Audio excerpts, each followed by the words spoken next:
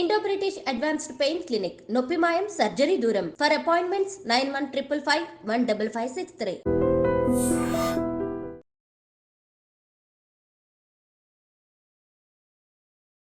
నమస్కారం, welcome to I dream ధర్మ మార్గం విత్ విజిత కార్యక్రమానికి స్వాగతం. అయితే మనందరము కూడా ఒక్కొక్క భగవంతుని ఒక్కొక్క తిథి రూపంలో కానీ ఒక్కొక్క మాసం రూపంలో కానీ విశిష్టమైన రోజులుగా కొన్ని రోజుల్ని చెప్పుకుంటూ ఉంటాము. అలా చూసుకుంటే అమ్మవారి ఆరాధన విషయానికి వస్తే ప్రత్యేకించి మనందరం కూడా శ్రావణ మాసానికి చాలా ప్రాధాన్యత ఇస్తాము. శ్రావణ మాసం ఒకటే కాదు, మార్గశీర మాసంలో కూడా అమ్మవారి ఆరాధన చాలా ప్రత్యేకమైనది. అయితే ఈ మాసంలో కనుక మనం అమ్మవారిని ఆరాధిస్తే చాలా మంచి ఫలితాలు పొందే అవకాశం కూడా ఉంటుంది అని చెప్పి గురుగారు చెప్పారు. ఇప్పుడు మనతో పాటు ఉన్నారు ప్రముఖ జ్యోతిష పండితులు నందిబట్ల శ్రీహరి శర్మ గారు. ఇప్పుడు వారితో మాట్లాడి మార్గశీర మాసంలో అమ్మవారి ఆరాధన, ప్రత్యేకించి లక్ష్మీ అమ్మవారి ఆరాధన గురువారాల్లో ఎలా చేయాలో అడిగి తెలుసుకుందాం. నమస్కారం గురుగారు. వాగర్థావివ సంపృక్తౌ వాగర్థ ప్రతిపత్తయే జగతః పితరౌ వందే పార్వతీ పరమేశ్వరౌ. సదాశివ సమారంభాం శంకరాచార్య మధ్యమాం అస్మదాచార్య పర్యంతం వందే గురు పరంపరాం. ఆదిత్యాయ చ సోమాయ మంగళాయ బుధాయ చ గురు శుక్ర శనిభ్యశ్చ రాహవే కేతవే నమః. శృంగేరి జగద్గురు పీఠాధిపతులకి, కంచి పీఠాధిపతులకి నమస్కారములు తెలియజేసుకుంటూ కార్యక్రమాన్ని ప్రారంభిద్దాం. గురుగారు, ప్రత్యేకించి మార్గశీర మాసంలో లక్ష్మీ అమ్మవారి ఆరాధన, లక్ష్మీ అమ్మవారి ఆరాధన అనగానే ప్రతి ఒక్కరికి కూడా గుర్తొచ్చేది శుక్రవారం. కానీ ముఖ్యంగా అమ్మవారి ఆరాధన లక్ష్మీవారం అంటే గురువారం కింద మనం తీసుకోవాలి పరిగణలోకి. అయితే ఈ మాసంలో ప్రత్యేకించి గురువారాలని మనం ఏ రకంగా ఉపయోగించుకోవచ్చు అమ్మవారి ఆరాధన కోసం తెలియజేయండి. మనకు కృష్ణ భగవానులు వారు కూడా విభూతి యోగం భగవద్గీతలో చెప్పబడింది ఏంటంటే మాసానాం మార్గశీర్షోహం అంటే మార్గశీర్ష సోహం అంటే నేను, అంటే ఉన్నటువంటి 12 మాసాలలో మార్గశిర మాసాన్ని నేను అని చెప్పాడు. అంటే ఈ మార్గశిర మాసము ప్రత్యేకించి నారాయణ స్వరూపము. కార్తీక మాసము మనకు ఈశ్వర స్వరూపం ఎలాగో మార్గశిర మాసము నారాయణ స్వరూపం.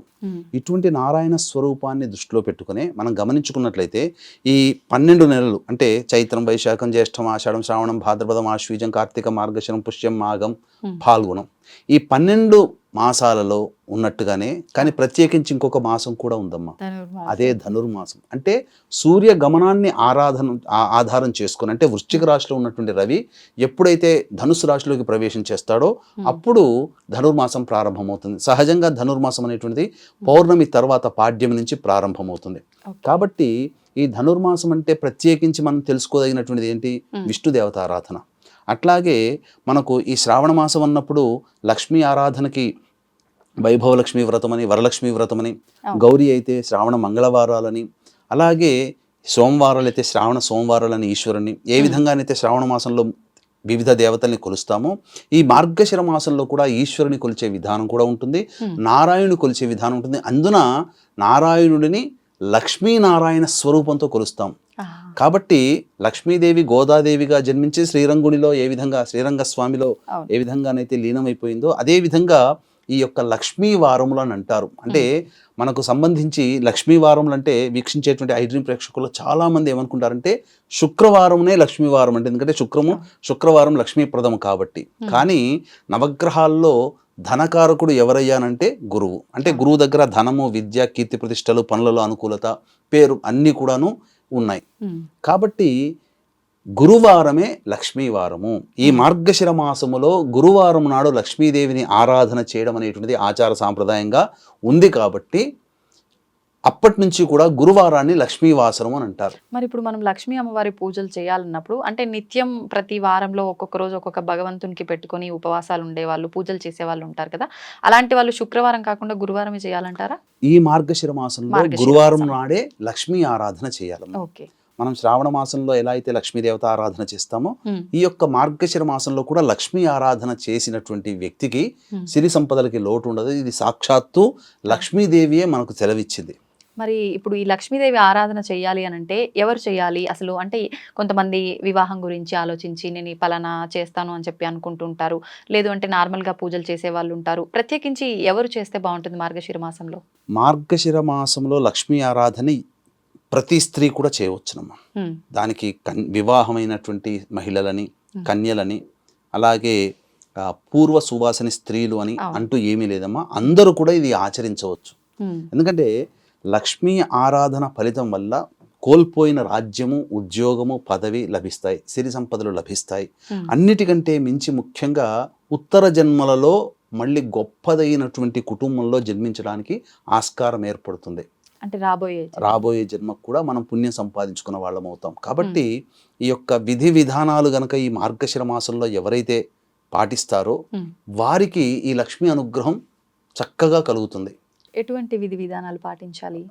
మనకు ఏ వ్రతమైనా కానీ, ఏ నోమైనా కానీ, ఏ శుభకార్యమైనా చేసుకునేటప్పుడు ముందు రోజు ప్రధానంగా ఉపవాసం ఉండాలి. ముందు రోజు ఉపవాసం అంటే రాత్రి ఏమి తినకుండా ఉండాలి. అంటే భోజనము తినకుండా ఉండి మామూలుగా ఇతరత్ర చపాతీలు కానీ అల్పాహారం తీసుకోవచ్చు. ఆ ముందు రోజు దాంపత్యము పనికిరాదు. ఇది వివాహమైన స్త్రీలైతే దాంపత్యం పనికిరాదు.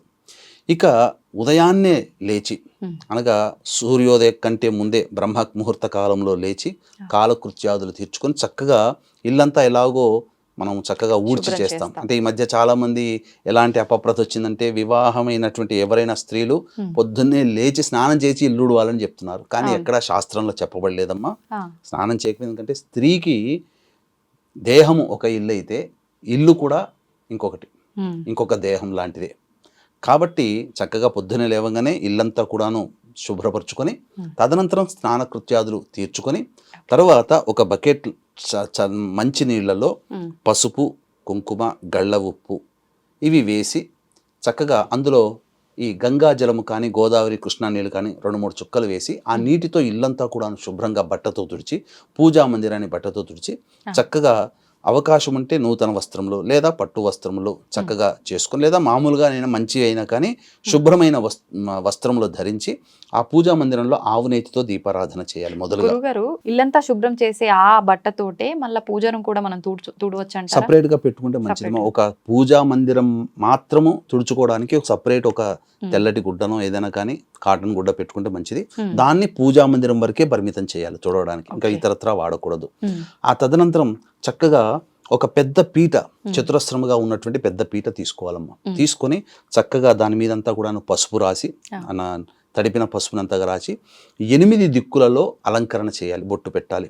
తర్వాత మధ్యలో ఈ యొక్క అష్టదళ పద్మం వేయాలి.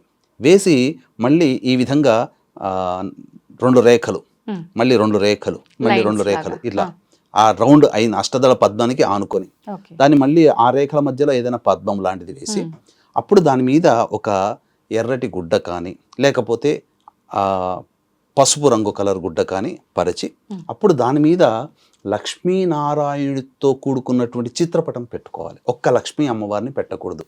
ఎందుకంటే వీక్షించేటువంటి ప్రేక్షకులు గమనించాల్సిన అంశం ఏంటంటే ఈ యొక్క లక్ష్మీ అమ్మవారి పూజ చేసేటప్పుడు లక్ష్మీ అమ్మ నారదుల వారి అడిగారట, అమ్మ నువ్వు ఒక చోట స్థిరంగా ఉండవు ఎందుకమ్మానంటే అందరూ లోకంలో ఉన్న మనుషులందరూ కూడా నన్ను కావాలనుకుని కోరుకుంటూ నా ఫోటో నన్ను మాత్రమే ఆహ్వానిస్తారు, పూజిస్తారు. నా భర్త ఎక్కడ ఉంటే నేను అక్కడ ఉంటాను కదా, అందుకని నా భర్తని విస్మరిస్తున్నారు కాబట్టే వాళ్ళ కోరిక మేరకు ఉండి వెంబడే వెళ్ళిపోతాను. ఎవరైతే నా భర్తతో సహా నన్ను పూజ చేస్తారో వాళ్ళింట్లో నేను స్థిరంగా ఉంటాను అని. కాబట్టి ఈ సూత్రాన్ని గనక అర్థం చేసుకొని చక్కగా లక్ష్మీ నారాయణుడు ఇద్దరు ఉన్నటువంటి చిత్రపటాన్ని తీసుకోవాలి. తీసుకొని చక్కగా అలంకరణ చేసి ఇక ముందుగా ఒక 1/4 కిలో 1/2 కిలో అంత బియ్యం రాశిగా పోసి దాని మీద ఒక 3 తమలపాకులు పెట్టి దాని మీద ఒక రాగి కలశం పెట్టాలి. రాగి కలశం నిండా నీళ్లు పోసి అందులో పసుపు, కుంకుమ, పోక చెక్క, తర్వాత ముత్యము, రాగి పైసా, చిన్న వెండిది చిన్న ముక్క, ఒక గ్రాము కాదమ్మా 1/4 గ్రాము బంగారు ముక్క దొరికితే, బంగారం కొనలేని శక్తి ఉన్న వాళ్ళు ఉంటారు కదా, జమ్మి ఆకుల్ని అందులో వేయవచ్చు, అది బంగారంతో సమానం. కాబట్టి ఆ విధంగా అవి వేసి అందులో వట్టివేళ్ళు వేస్తే ఇంకా మంచిది. ఆ వట్టివేళ్ళు వేసి దానిపైన కొబ్బరికాయకి మళ్ళీ అలంకరణ చేసి బొట్టు పెట్టి ఆ కొబ్బరికాయని అనగా 5 రకాలైనటువంటి చెట్ల కొమ్మలు, అంటే దొరికితే గనక మేడి, మర్రి, జువ్వి, మోదుగా, రావి, ఈ 5 రకాలైనటువంటి కొమ్మలు అందులో వేయవచ్చు. లేదు మీ ఇంటి చుట్టుపక్కల సీతాఫలం, జామకాయ, మామిడాకులు, ఇలా 5 రకాలైనటువంటి ఫలాలతో ఉన్నటువంటి ఆకులు, కొమ్మలు, ఫలాలు ఉండాలి, మనం తీసుకోగలిగే ఫలాలు. కాబట్టి అవైనా వేసి చక్కగా దాని మీద కొబ్బరికాయ పెట్టి దాని మీద ఒక జాకెట్ గుడ్డ మనము అమ్మవారికి కలశానికి పెట్టడానికి ఆ విధంగా రెడీ చేసుకొని చక్కగా ఆ కలశానికి ముందుగా తమలపాకులో పసుపు గణపతిని చేసుకొని మొదలుగా పసుపు గణపతిని పూజ చేసుకోవాలి. గణపతి యొక్క అనుజ్ఞ తీసుకొని చక్కగా ఈ యొక్క లక్ష్మీ అమ్మవారి పూజని వ్రత విధానాన్ని ఆచరిస్తున్నాను. ఈ ఆచరణ ప్రభావం వల్ల నాకు ఉన్నటువంటి అమ్మవారి అనుగ్రహం నాకు, నా కుటుంబానికి, నా ప్రజలకి కలుగుగాక అని చెప్పి సంకల్పం చేసుకొని ఆ గణపతి దగ్గర అనుజ్ఞ తీసుకొని తదనంతరం ఈ యొక్క వైభవలక్ష్మి కానీ వరలక్ష్మి వ్రతం కానీ ఏ విధంగానైతే మనం శ్రావణ మాసంలో ఆచరిస్తామో అదే విధానాన్ని ఆచరించాలి. షోడశోపచార విధానంగా చేసిన తర్వాత వ్రత కథ చెప్పుకోవాలి. అది ఎప్పుడు అవన్నీ అందులో ఉంటాయమ్మా. ఇవన్నీ ఈ పూజలన్నీ ఎప్పుడు చేయాలి అని అంటే ప్రదోషకాల సమయంలో చేయాలి. ఉదయం నుంచి గురువారం ఉదయం నుంచి సాయంకాలం వరకు కూడా వీలైతే ఉపవాసము, ఉండలేని వాళ్ళు పాలు పండ్లు ఇతరత్ర పదార్థాలు తిని భోజనం చేయకుండా అల్పాహారం మాత్రం తీసుకొని ఉండి సాయంకాల ప్రదోషకాల సమయంలో ఈ పూజ చేసుకోవాలి. ఈ పూజ చేసుకునే సందర్భంలో ప్రదోషకాలం అంటే సాధారణంగా ఇప్పుడు 5:16, 5:20 సూర్యాస్తం అవుతుంది. కాబట్టి 4:30 నుంచి దీని లెక్కలో తీసుకోవాలి. ఆ ప్రదోషకాలం 4:30కి దీపారాధన చేసేసి చక్కగా నిద్ర మాత్రం పోకూడదమ్మా. ఎవరైతే స్త్రీలు ఈ వ్రతాన్ని చేస్తున్నారో పగటిపూట నిద్ర పోకూడదు. 4:30 కల్లా మళ్ళీ ఇల్లంతా శుభ్రం చేసుకొని అంతగా పూజా మందిరం శుభ్రం చేసుకొని దీపారాధన చేసేసి ఈ వ్రతాన్ని ఆచరించాలి. సాయంకాలం 6-6:30 కల్లా అయిపోతుంది. తర్వాత ఆ యొక్క ఉదయం పూట సాయంత్రం పూట ఆవు నేతితోనే దీపారాధన చేయాలి. ఇది నియమం. ఇక ఈ యొక్క వ్రతాన్ని చేసేటప్పుడు ఎలాంటి పరిస్థితులు ఉండాలనంటే భార్యాభర్తలు చేసుకోవచ్చు, భార్య చేయొచ్చు, భర్త చేయొచ్చు, ఎవరైనా చేసుకోవచ్చు. ఒకవేళ ప్రధానంగా ఈ యొక్క పూజ చేసుకునేవాడు ఉత్సాహంతో ఉండాలి. ఎక్కడా కూడా అయ్యో మా ఆయన చెప్పాడనో నేను చేసుకుంటున్నానో, లేకపోతే ఇంకెవరో చెప్పారు చేసుకుంటున్నానో, నాకు ఓపిక లేదనో ఉండకూడదు. చేసుకునే భార్యని కూడా భర్త ఏమాత్రం కూడా తిరస్కరించకూడదు. భర్త కూడా ఉత్సాహం ఉండాలి, భార్య కూడా ఉత్సాహం ఉండాలి. అమ్మాయి చేసుకుంటే అమ్మాయిని, ఎవరు చేసుకున్నా సంతోషంగా నేను చేసుకుంటున్నాను అనే అభిమానంతో చేసుకోవాలి తప్ప విసుక్కుంటూ చేసుకుంటే అక్కడ పవిత్రత ఉండదు. మనస్సులో పవిత్రత లేనప్పుడు ఎన్ని పూజలు చేసినా ఏం లాభం అమ్మా. అలాగే ఇది అన్నిటికంటే మించి ఈ యొక్క మార్గశిర మాసములో వీక్షించేటువంటి ఐడ్రీమ్ ప్రేక్షకుల్లో భర్తలుగా ఉన్నవారు, తండ్రులుగా ఉన్నవాళ్ళు మీ ఇంటి ఆడపిల్లని, ఆడపడుచుని, భార్యని ఏమాత్రము కూడా ఇబ్బంది పెట్టకూడదు. స్త్రీమూర్తి కంటి నుంచి నీరు వచ్చింది అంటే ఆ ఇంటికి ఈ మార్గశిర మాసంలో లక్ష్మి వెళ్ళిపోతుంది, ఆ ఇంట్లో ఉండదు. కాబట్టి అమ్మాయిని చాలా ప్రేమగా చూసుకోవాలి, భార్యని ప్రేమ అభిమానంతో చూసుకోవాలి, తల్లిని ఆదరించాలి, గౌరవించాలి, సాటి స్త్రీలని గౌరవించాలి. ఇలా ఏ పురుషుడైతే మార్గశిర మాసంలో ఏ అత్తగారైతే తన కోడల్ని ప్రేమగా చూసుకుంటుందో, ఏ కోడలైతే అత్తగారిని ప్రేమగా, ఆడపడుచును కూడా ప్రేమగా చూసుకుంటుందో అటువంటి ఇంట్లో లక్ష్మి స్థిరంగా ఉంటుంది. కాబట్టి చెప్పండి అమ్మా. అంటే ఒక్క మాసంలో చూసుకుంటే సరిపోతుందా, మిగతా మాసంలో అవసరం లేదా? అట్లని కాదమ్మా. ఇక్కడ గమనించాల్సింది ఏంటంటే ఈ విధంగా చేయడం ద్వారా దాని యొక్క మహత్యం తెలుసుకొని తదనంతరం మళ్ళీ ఆ అమ్మాయిని కానీ, కోడల్ని కానీ, తల్లిని కానీ ఇబ్బంది పెట్టకుండా అది ఆ మార్గంలో వెళుతారు. ఏదైనా ఒక నెల రోజుల పాటు తత్వాన్ని అర్థం చేసుకుంటే, అందుకనే అయ్యప్ప మాల కానీ, శివమాల కానీ, శివాని మాల కానీ ఇవన్నీ 40 రోజులు పెట్టడం కారణం ఏంటంటే తదనంతరం కూడా అలవాటు అయిపోతుంది అది. ఈ విధంగా అంటే ఎందుకు చెప్పబడిందంటే ఆడపిల్ల బాధపడితే ఇంటికి అరిష్టం అని చెప్పే సందేశంతో ఈ యొక్క వ్రతం ఉండడం వల్ల ఇక జీవితంలో ఎప్పుడు ఆడపిల్లని ఇబ్బంది పెట్టడు. అది ఆ ఉద్దేశం. ఆ విధంగా చేసుకొని వ్రత కథ అంతా కూడా చదువుకోవాలి. తదనంతరం దీనికి పుస్తకం ఏమైనా ఉంటుందా గురుగారు? మార్గశిర ఈ పూజ విధానానికి సంబంధించి దీనికి సంబంధించి ప్రతులు ఎక్కడా లేవు. కాకపోతే మన వీక్షించే ఐడ్రీమ్ ప్రేక్షకుల కోసం 4 వారాలు చేసుకోవాలమ్మా, 5 వారాలు చేసుకోవాలి. వాస్తవానికి ఈ మార్గశిర మాసంలో 4 వారాలు అనేటువంటిది అయిన తర్వాత పుష్యం మార్గశిర మాసంలో 5 గురువారాలు వస్తే మంచిది. 5 గురువారాలు రాలేని పక్షంలో పుష్యమాసంలో వచ్చే గురువారం నాడు దీన్ని సమాప్తం చేయాలి వ్రతాన్ని. కాబట్టి ఈ 2024 సంవత్సరంలో 4 గురువారాలే వచ్చాయి. 5వ గురువారం పుష్యమాసంలో చేయవచ్చు. ఇక ఈ యొక్క వ్రతం చేస్తున్నంతసేపు కూడా ముందు రోజు దాంపత్యం పనికిరాదన్నాను కదా, అలాగే గురువారం రోజు కూడా దాంపత్యము పనికిరాదు. ఇది మద్యపానము, మాంసాహారము నిషేధము. ఇక గమనించుకున్నట్లయితే మళ్ళీ తెల్లవారి కూడాను లేచి కాలకృత్యాదులు తీర్చుకొని ఆవు నేతితో దీపారాధన చేసి ఇక అప్పుడు ఉద్యాపన చేసుకోవచ్చు. అంటే అమ్మవారిని ఆ యొక్క కలశం అవన్నీ కూడా శుక్రవారం రోజు తప్పు లేదు. శుక్రవారం నాడు చాలా మంది శుక్రవారం నాడు తీయకూడదు అని అంటారు. అవసరం లేదమ్మా. ఈ యొక్క శుక్రవారం నాడు తీసేసుకొని ఆ యొక్క కలశంలో ఉన్నటువంటి నీటిని కుటుంబ సభ్యులు శిరస్సున జల్లుకోవచ్చు, లేదా ఎవరు తొక్కని ప్లేస్లో వేయాలి. అలాగే ఆ కలశం మీద ఉన్నటువంటి కొబ్బరికాయని, జాకెట్ ముక్కని, అందులో ఉన్నటువంటి వేసిన ముత్యము, పగడము, బంగారు, అలాగే రాగి పైసా, ఇవన్నీ కూడా ఒక మన వైపున మనకు ఒక కవర్లో పెట్టుకొని భద్రపరచుకొని మళ్ళీ వచ్చే గురువారానికి ఇట్లా ప్రతి గురువారానికి దీన్ని వాడుకోవచ్చు. ఇక సంబంధించిన ఆవు నేతితోనే దీపారాధన చేయాలి, ఇంకా వేరే దీపారాధన పనికిరాదు. ఇది మార్గశిర మాసానికి ఉన్నటువంటి సంబంధించినటువంటి కండిషన్స్. ఇక ప్రధానంగా ఆ యొక్క కలశంలో ఉన్నటువంటి మొక్కలకు సంబంధించినటువంటి ఉన్నాయి కదమ్మా, ఆ కొమ్మలు, అవన్నీ ఎవరు తొక్కని ప్లేస్ లో వేయవచ్చు. ఇక తదనంతరం ఇలా 5 గురువారాలు చేయాలి. మనం పసుపుతో చేసిన గణపతి అది ఏం చేయాలంటారు? ఆ పసుపుతో గణపతిని మనం ఇంట్లో తులసి చెట్టు దగ్గర పెట్టవచ్చు, లేదా పెట్టినా ఇబ్బంది ఏమీ లేదు. ఎవరు తొక్కని ప్లేస్ లోనైనా పెట్టవచ్చు. ఆ విధంగా ఈ విధంగా చేయాలి. తర్వాత మార్గశిర మాసం గురువారం రోజున సాయంకాల ప్రదోషకాల సమయంలో పూజ అయిన తర్వాత కథ తప్పకుండా చదువుకోవాలమ్మా. అయితే అదృష్టవశాత్తు కొంత పరిశోధన చేసిన తర్వాత ఈ యొక్క 3 వివిధ రకాలైనటువంటి కథలు మనకు ఉన్నాయి. కాబట్టి ఒకే కథను కాకుండా మన ఐడ్రీమ్ ప్రేక్షకుల కోసం ప్రతి గురువారము ఒక్కొక్క కథని అనేటువంటిది మనం అందించడం జరుగుతుంది. కాబట్టి ఈ కథ అనేటువంటిది ఇప్పుడు మీరు ఈ యొక్క విధానం అంతా తెలుసుకొని ఇంట్లో పూజ చేసుకుంటారు కదా, ఈ కథని ఒకసారంతా కూడాను జాగ్రత్తగా వినండి. ఈ కథని మీరు అప్పుడు స్ఫురణకు తెచ్చుకోండి, లేదా మీరు పూజ చేసుకునేటప్పుడు ఈ కథని ఇక్కడ నుంచి ప్రారంభమవుతుంది కదా, అన్ని మినిట్స్ నుంచి పెట్టుకొని ఆ కథని మనస్సారా ఆ చేతిలో అక్షింతలు తీసుకొని మనసారా వినండి. విని తదనంతరం ఆ అమ్మవారి దగ్గర అక్షింతలు వేసుకొని మీ యొక్క కోరిక సంకల్పం చెప్పుకొని ఆ రోజును ముగించవచ్చు. ఏమా కథ అనగా అంటే ఇవన్నీ కూడా వాస్తవంగా జరిగినటువంటి కథలేమమ్మా. ఇది ద్వాపర యుగంలో జరిగినటువంటి కథ ఇది. కాబట్టి వీక్షించేటువంటి ప్రేక్షకులకి గమనిక, జాతకరీత్యా కలుగు విద్య, వివాహ, ఉద్యోగ, దాంపత్య, సంతాన, అనారోగ్య సమస్యల నివారణకి మరియు గోచార రీత్యా వృషభ, మిథున, కర్కాటక, సింహతుల, వృశ్చిక, మకర, కుంభమీన రాశిలో జన్మించిన వారికి సర్వదోష నివారణార్థమై సర్వదోష నివారణ పూజలు, హోమాలు సుప్రసిద్ధ మహిమాన్విత కాశీ క్షేత్రంలో పర్ హెడ్ 1500 రూపాయలకు చేయించడం జరుగుతుంది. అవకాశం ఉన్న వాళ్ళు కార్యక్రమ తదనంతరం కాంటాక్ట్ చేసి పూర్తి వివరాలు తెలుసుకోవచ్చు.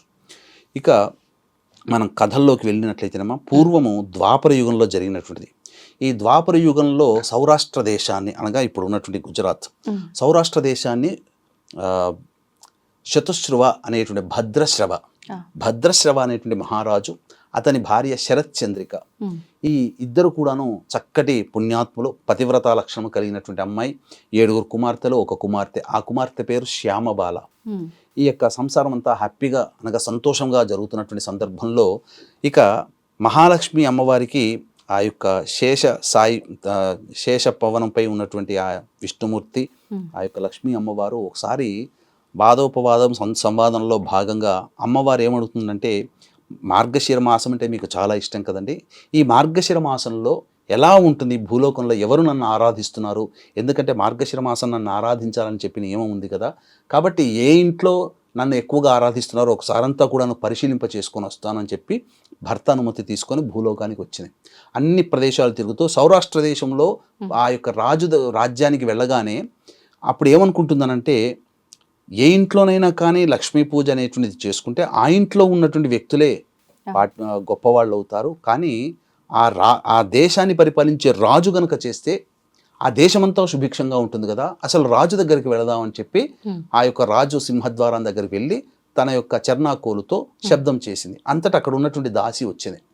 దాసి వచ్చి, ఏంటమ్మా ఎవరు నీవు ఇట్లానంటే, అప్పుడు ఆమె మహాలక్ష్మి ఏమని చెప్పింది, నా పేరు కమల, నా భర్త పేరు భువనేశ్వరుడు, ఈ యొక్క రాజ్యాన్ని పరిపాలించినటువంటి భద్రశ్రవ, శరత్చంద్రిక అయినటువంటి దంపతులందరూ కూడా పూర్వజన్మలో ఒక వైశ్యులు, వాళ్ళందరూ కూడా కడు దారిద్ర్యంతో బాధపడుతూ ఉన్నారు, నిత్యము కొట్లాడుకుంటూ ఉంటున్నారు. ఒకనాడు భర్త బాగా చేయి చేసుకోగానే ఆమె బాగా కన్నీరు కారుస్తూ వెడలిపోయింది అడవిలో.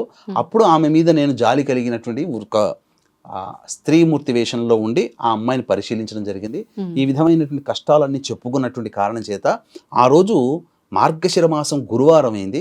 ఆ రోజు ఆ అమ్మాయి చేత వ్రతం చేయించి ఈ వ్రతాన్ని మళ్ళీ నువ్వు చెయ్యమని చెప్పి పంపించడం జరిగింది. ఆ వ్రతం చేసుకున్నటువంటి కారణం చేత వాళ్ళకి సిరి సంపదలు కలిగి ఉత్తమమైనటువంటి బ్రతికున్నంత వరకు ఈ మార్గశిర మాసంలో ఉన్నటువంటి లక్ష్మీ పూజలు చేసుకున్నటువంటి కారణం చేత భవిష్యత్తులో ఈ యొక్క దేశానికి రాజయ్యారు. వారే భద్రశివుడు, శరత్చంద్రిక. కాబట్టి ఈ విషయం ఆమెకు చెప్దామని వచ్చాను. వాళ్ళు మర్చిపోయారు ఈ జన్మలో లక్ష్మీ వ్రతం ఆచరించడం. ఈ వ్రతం ఆచరించడం చెప్పడానికే నేను వచ్చానమ్మా అని చెప్పాను. కానీ ఆ దాసి వెళుతుంది. ఆ దాసి చేత కూడా ఏమని ప్రార్థిస్తుందంటే నా చేత ఈ వ్రతాన్ని చేయించమ్మానంటే ఆ విధానం అంతా చేయిస్తుంది ఆ దాసి చేత లక్ష్మీ అమ్మవారి. తదనంతరం ఆ దాసి సంతోషించి నా వల్ల నీకు ఆలస్యమైందమ్మా, ఇప్పుడే వెళ్ళి రాణికి చెప్పొస్తాను. రాణికి దగ్గరికి వెళ్ళి చెప్తుంది.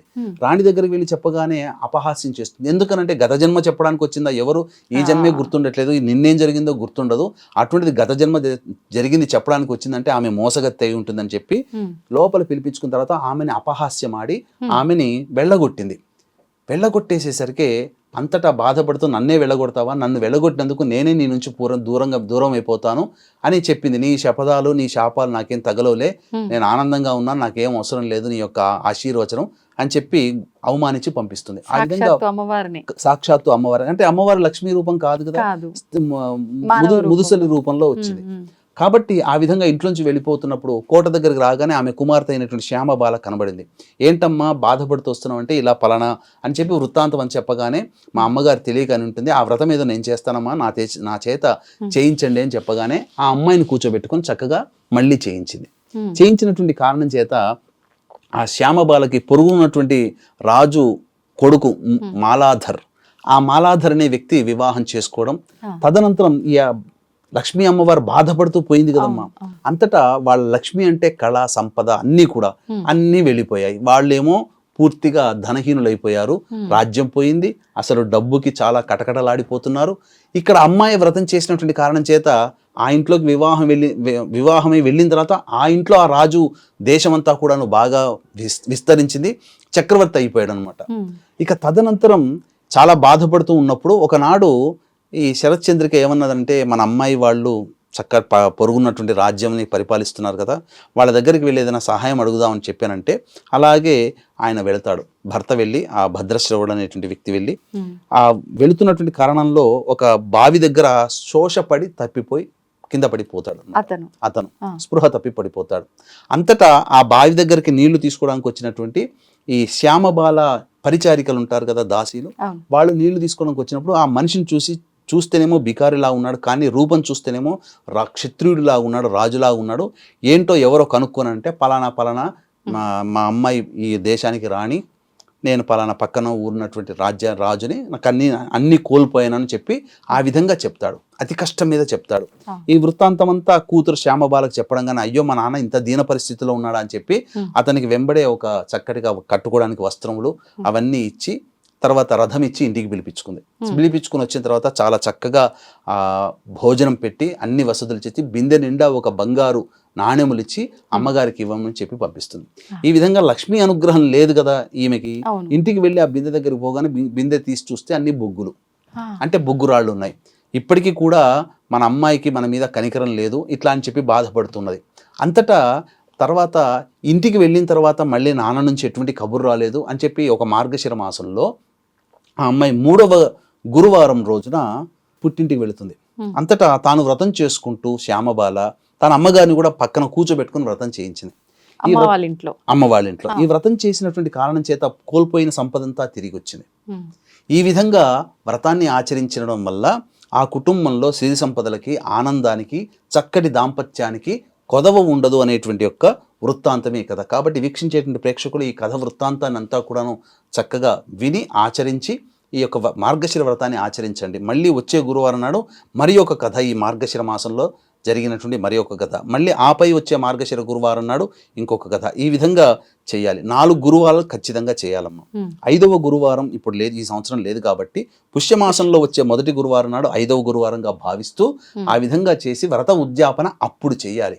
అప్పుడు ఆ వ్రత ఉద్యాపన ఏ విధంగా చేయాలి అని అంటే 1 కానీ 3 కానీ 5 కానీ 7 వివాహమైన స్త్రీలు కానీ లేదా కన్యలను కానీ పిలిపించి వారిని లక్ష్మీ అమ్మవారి స్వరూపముగా భావించి వాళ్ళకి చక్కగా తాంబూలాది కార్యక్రమాలు ఇచ్చి అమ్మవారిని పూజించినట్టుగానే వాళ్ళకి పూజ చేసి చక్కగా భోజనం పెట్టి స్త్రీ అలంకరణ వస్తువులైనటువంటి అద్దము, దువ్వెన, కాటుక, గాజులు, రవికబట్ట, పూలమాల, పసుపు, కుంకుమ ఇవన్నీ కూడా ఒక చాటలో పెట్టి వాయనం ఇవ్వాలి. 3 సార్లు ఇస్తినమ్మా పుచ్చుకుంటేనమ్మా అని చెప్పించుకొని ఆ యొక్క ఎంతమంది ముత్తైదులను పిలిపించుకొని అంతమంది ముత్తైదుల చేత ఆశీర్వచనం తీసుకొని ఆ విధంగా చేసినట్లయితే తర్వాత బ్రాహ్మణుడి కూడా స్వయంపాక దానము మరియు వస్త్రదానం కనుక చేసుకున్నట్లయితే ఆ మహిళకి చిరకాలము సౌమంగళ్యతా సిద్ధి మరియు దాంపత్యము ఆనందంగా ఉంటుంది.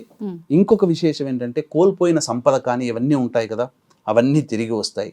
దరిద్రంతో బాధపడేటువంటి వ్యక్తులందరూ కూడా, ధనహీనులైనటువంటి వాళ్ళు కూడా చక్కగా ధనాన్ని పొందగలుగుతారు. ఎందుకంటే కలియుగంలో ధనమిదం మూలం జగత్ కాబట్టి ధనాన్ని పొందినటువంటి వాళ్ళందరూ కూడా సుఖ సంతోషం అంటే వాళ్ళ అవసరాలు తీరుతాయని చెప్పవచ్చమ్మా. అయితే గురుగారు, ఇప్పుడు పెళ్ళైన వాళ్ళే కాదు పెళ్లి కాని అమ్మాయిలకు కూడా వాయనం ఇవ్వచ్చు అన్నారు కదా.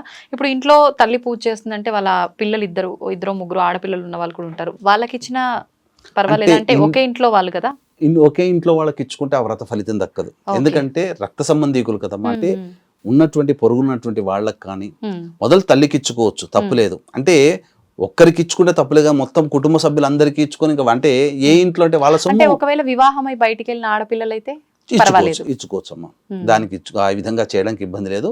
చక్కగా లేదా ఎవరైనా పండు ముత్తైదులు ఉంటారు వాళ్ళకి ఇచ్చుకున్నా సరిపోతుంది, ఎవరైనా చేయొచ్చమ్మా. మరి ఇప్పుడు ఇది వ్రతం అన్నారు కదా, ప్రతి సంవత్సరం ఆచరించాలంటారా ఇలా? లేదు మన ఇష్ట ప్రకారంగా ఒక సంవత్సరం చేసుకొని? పూర్వకాలంలో ప్రతి సంవత్సరం కూడా ఈ శ్రావణ మాసము, కార్తీక మాసము, అలాగే ఆశ్వీజ మాసము, మార్గశిర మాసము ఇవి ఆచరించేవాళ్ళు. అందుకనే ఈ భారతదేశం అంతా కూడా బంగారుమయం, సమస్త విధమైనటువంటి సంపదలతో తలతూగుతుండేది. ఎప్పుడైతే ఈ పరాయి పాలకులు ఎప్పుడైతే వచ్చి మన సాంప్రదాయాన్ని భ్రష్టు పట్టించారో మనం ధనహీనులైపోయాం. అంటే మరి మిగతా దేశాల అందరూ కూడా ధనాన్ని సంపాదిస్తున్నారంటే వాళ్ళు ఇట్లాంటి వ్రతాలు చేస్తున్నారా అని కూడా అడిగే వాళ్ళు ఉంటారు. అక్కడ ఏంటనంటే నిస్వార్థమైనటువంటి సేవ ఉన్నటువంటి వాళ్ళు ఖచ్చితంగా వర్క్ ఈజ్ వర్షిప్, ఇవన్నీ కూడా మనలో దైవత్వం. ఎందుకనంటే అక్కడి వాళ్ళకి ఇట్లాంటి పూజాదులు చేసే అధికారం లేదు. మనం ఈ యొక్క భారతావనిలో పుట్టడమే మన అదృష్టం. ఎందుకంటే ఈ అదృష్టం వల్లనే మనం పూజలు చేసుకుంటాం. అక్కడ మిగతా ఏ దేశాల వాళ్ళకి కూడాను, జంబూ ద్వీపము దాటినటువంటి ఏ దేశాలకి కూడాను పూజలు చేసే అధికారం లేదు. అక్కడ చేసినా ఫలించవు. భారతావనిలో ఇక్కడ చేసుకోవాలి. అందుకనే ఎక్కడెక్కడో వాళ్ళు వచ్చి ఇక్కడ పూజలు చేసుకుంటారు. అయితే ఇప్పుడు మీరు ఇందాక శ్రావణము, ఈ కార్తీకం, ఈ మాసాలు ఎలాగో మార్గశిర మాసం కూడా అలానే అన్నారు. అయితే పూజ ముందు రోజు, పూజ చేసుకునే రోజు కనుక మనం మాంసాహారం నిషిద్ధము, కొన్ని నియమాలు పాటించాలి. కానీ కార్తీక శ్రావణ మాసాల్లో చాలా మంది మాంసాహారులు కూడా ఆ నెలంతా తినకుండా ఉండే వాళ్ళు ఉన్నారు. ఈ మాసం కూడా అలా ఏమైనా నియమం ఉందంటారా? పర్వాలేదా? నియమం పెట్టుకుంటే మంచిదమ్మా. కానీ కనీసము ఈ యొక్క కార్తీక మాసము ఎలా అయితే ఆచరిస్తారో మార్గశిర మాసంలో గురువారం రోజున మాంసాహార భోజనం నిషేధం. అసలు అన్ని వేళలా చూసుకుంటే మాంసాహారాన్ని భుజించకూడనటువంటి రోజులంటే ఆదివారములు, ఏకాదశులు, పౌర్ణమిలు, అమావాస్యలు. ఇంకొకటి మనకు చెప్పబడినటువంటిది ఏంటంటే మృత శరీరంను, మృత కళేబరం తిన్నా తప్పు లేదు. కానీ మన కోరిక కోసం ఒక ప్రాణమును చంపి తినడం వల్ల ఆ ఉసురు మనకు తగులుతుంది. అందుకనే పాపాత్మలం అవుతున్నాం. కలియుగంలో అందరూ పాపం ఎందుకు చేసుకుంటున్నారంటే ఈ విధంగా జంతువధ జరగడం వల్ల.